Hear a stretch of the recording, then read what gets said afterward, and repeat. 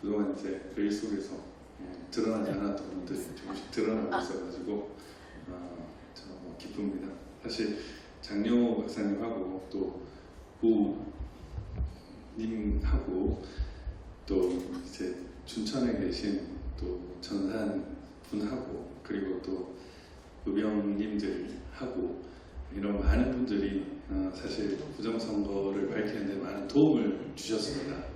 다만 이제 그런 분들 이름을 하나하나 말씀드리기가 곤란했던 것이 이것이 공적인 측면만 있는 것이 아니라 여러 불리한 측면들도 많아가지고 혹시나 그분들의 조남을 알리면은 또 혹시나 해가 될까봐 그런 점이 많이 염려가 됐었는데 다행스럽게 3구 대선에서 이겨서 또 이렇게 많은 분들의 공을 또 드러낼 수 있어서 참 좋은 것 같습니다. 장영호 박사님은 정말 초창기부터 각종 데이터 분석을 해주셨고, 네, 당연 사장님이시면 저에게는 어떤 박사님들보다 더 훌륭한 박사십니다. 솔직히 저는 그렇게 많이 생각을 하고 제 친구들 중에 박사들 많은데 바보 박사들이 너무 많아가지고 네, 우리 장영호 사장님은 그 어떤 박사님들보다 훌륭하시고 그때그때 많은 큰 도움을 주셨습니다. 오늘도 사실 QR코드와 관련해서 정말 아주 중요한 그런 것들을 아주 기술적으로 분석을 해 주셨습니다. 배석하게도 지금 4월 29일 날 증인 신문 기일이 있고 그리고 결심이 이제 이루어질 것으로 지금 전망이 되고 있는데 선관위 측에서 증인들의 신원을 지금 제공해 주지 않고 있습니다. 그래서 지금 증인 소환장을 지금 발부를 해야 되는데 증인의 인적 사항을 협조를 해주지 않아서 황당하게도 오늘 선관위 측 인천 아마 오늘 중으로 대법원에서 선관위 측에 소환장을 보낼 거고 출석 요구서를 보낼 거고 아마 그게 도달하지 않을 가능성도 큽니다. 왜냐하면 지금 선관위 측에서는 증인들이 필요가 없다 이런 입장을 계속 지지 그 서면을 내고 있는데 사실 말이 안 되거든요. 그리고 오늘 또 그쪽에서 낸 서면에 따르면은 지금 만년도장 1장기 도장이 지금 1000장이 넘게 나왔는데 그 1000장이 어떻게 나왔는지를 시연하겠다고 하면서 그 만년도장에 인주를 찍어가서 이렇게 하는 영상을 제출을 했습니다. 한두 장이면은 가능할 수 있지만 그거를 1000장이나 찍는 바보 천치가 대한민국에 어디 있습니까? 그걸 증거라고 내놓는 이 선관위를 과연 우리가 어떻게 해석을 해야 되며 그리고 1장기 도장 그 투표 관리관을 끝까지 못 부르게 하려고 하는 그 의도를 우리는 어떻게 받아들여야 되는지 참 화가 납니다.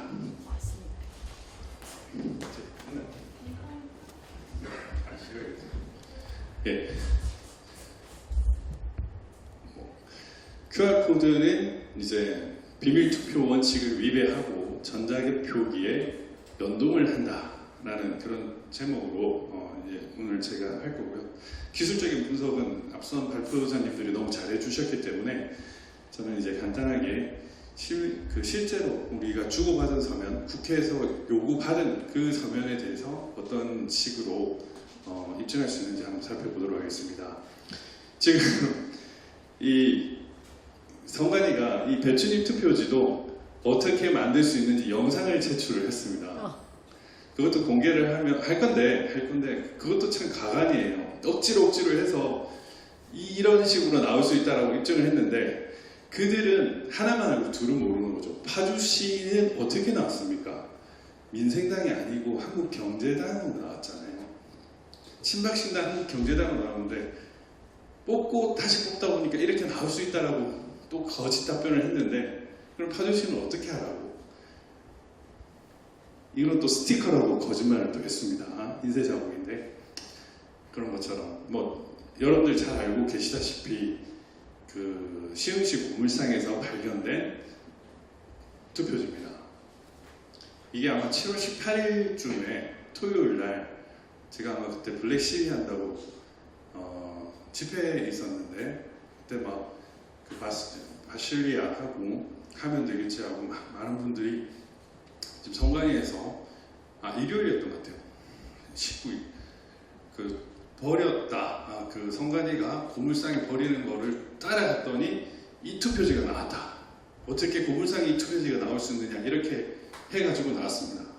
여기 이제 김준호라는 이제 성관위 사무관입니다. 사무관이고 이거는 경주 사전투표소이기 때문에 일반적인 투표소와 달리 이 사무관이 중앙선관위 사무관이 가서 관리 감독을 했었습니다. 투표 관리 감독으로. 그래서 도장도 이름이 그냥 김준호라고 나온 겁니다.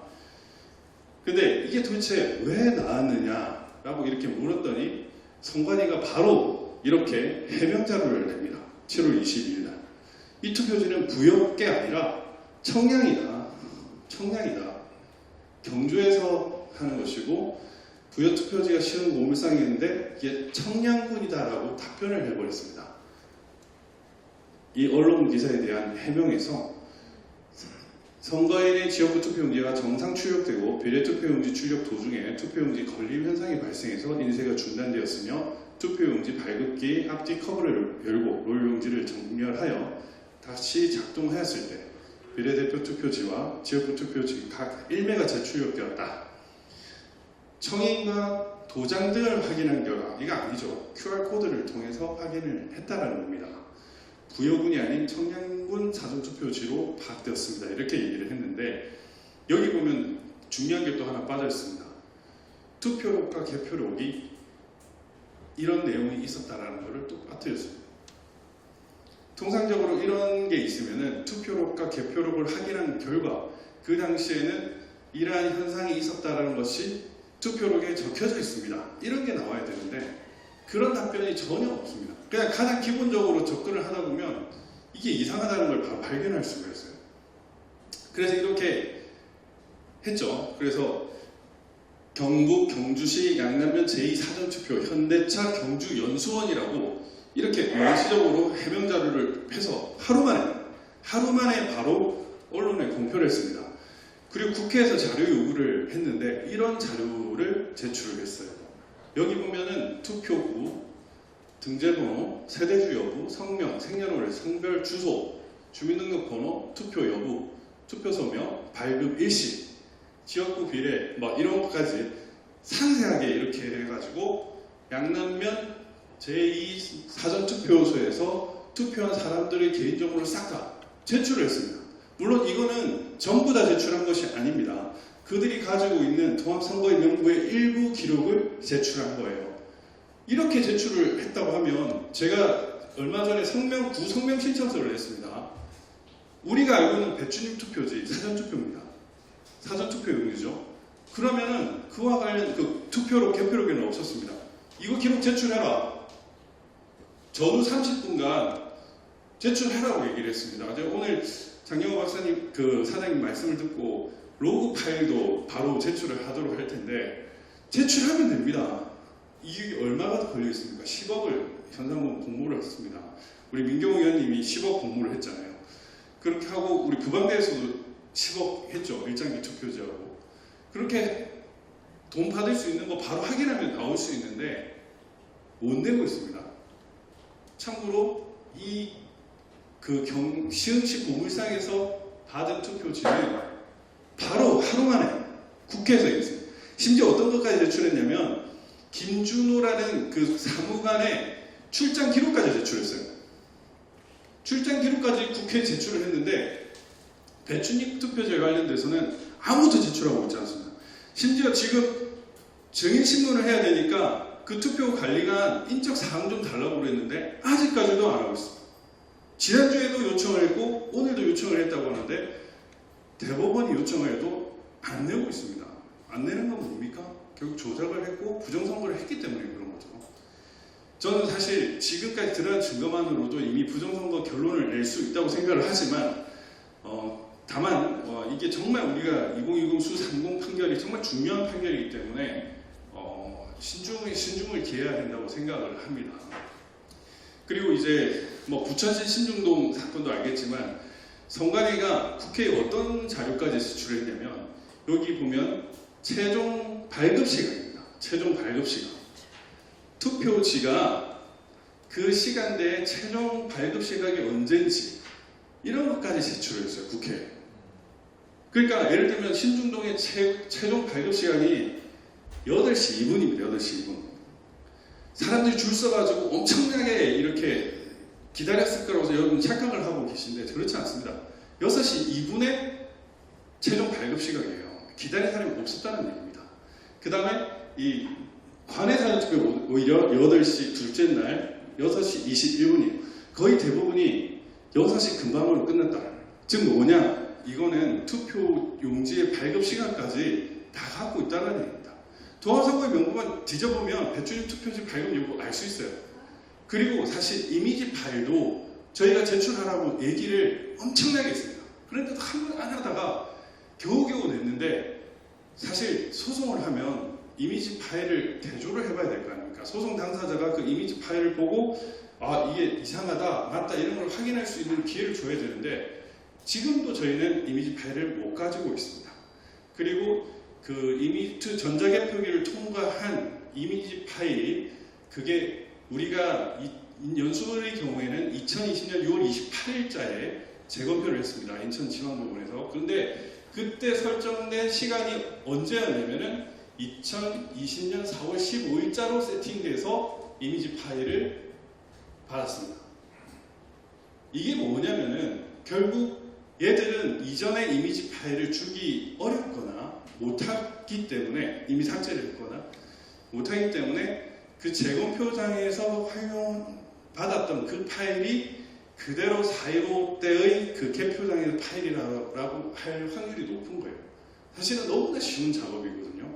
제가 저번 변론에서도 그 당일 투표에 1년 번호지 뗀 거 그것만 현장 검증 가가지고 확인해보자 이랬는데 그런 것도 다 못하겠어요. 사실 그것만 해도 가짜라는 게 바로 판명이 되고 이미지 파일만 그냥 선거 무효소송 제기된데 그 답 확보해가지고 비교만 해봐도 알 수 있습니다. 2020년 4월 15일 날, 16일 날 그 전자개표를 통과한 이미지 파일만 우리가 확보해서 그걸 가지고 배추림 투표지가 있었는지 뭐 화살표 투표지가 있었는지 확인해보고 그게 없으면은 가짜다. 끝나는 거 아닙니까? 그런데 그런 간단한 작업조차도 안 하고 있다는 얘기입니다. 이렇게 데이터베이스가 다 있음에도 불구하고 그들은 끝까지 안 하고 있다. 사실 이게 말이 안 되는 거죠. 이렇게 투표지가 출력이 되는데 전국 투표소별 1인당 투표 시간이 오히려 사전투표가 훨씬 더 빠르다는 거. 15초 미만이 나올 수가 없음에도 불구하고 179개의 투표소가 15초 미만으로 179, 당일 투표는 15초 미만을 뜨는 게 24.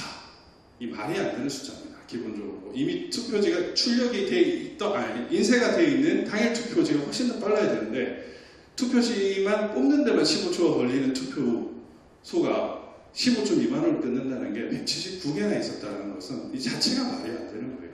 이 자체가 뭐 이런 것들을 진짜 활용할 수 있죠. 이 원형 보존되는 건데 이렇게 원형은 이렇게 동그랗습니다. 동그랗고 QR코드와 관련해서 지금 선관위는 500만 개의 개인 정보를 선거관리 시스템에 이렇게 보관하고 있다고 합니다.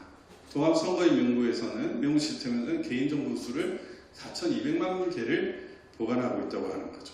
초창기에 이제 제가 이걸 살펴보고 본 건데 여기 보면 보유 예정 개인 정보 수가 500만일 수가 없습니다. 선관위는 여기에 대해서 변명을 어떻게 했냐면은 후보자의 학력, 납세, 교육경력, 재산 정보들이 필요하기 때문에 500만 개는 필요하다고 얘기를 했지만 전국의 투표수 그 후보지가 선거구가 253개고 그 비례대표 후보가 많아봤자 100명일 텐데 정말 제대로 많이 해봐야 그러면 몇 개입니까? 10명씩 투표해도 2530개 그 다음에 10개 정당에 100명씩 만약에 한다고 해도 1000개 만개가 안 되는 만개가 그런데 500만 명이나 이렇게 한다는 것은 선관위가 따로 뭔가 이 개인정보를 관리를 한다는 거죠. 저는 이게 이제 QR코드를 통한 것이라고 좀 판단을 하고 있습니다. 지금 뭐 이제 이전에 발표하신 분들께서 워낙 많이 말씀을 하셨기 때문에 이 146조 3항은 이제 성명 기타 선거인을 추정할 수 있는 표시를 해서는 안 된다라고 얘기했고, 일련 번호는 바코드라고 하고 있습니다. 그리고 정규의 투표 용지를 사용하지 않는 것은 무효로 한다라고 하고 있습니다. 뭐 이 두 개는 뭐 물리적으로도 그렇고 눈으로 봐도 그렇고 너무 명백하게 알 수 있죠. 근데 대법원은 판단을 참 희한하게 하고 있습니다. 2017 수 47 이건 제19대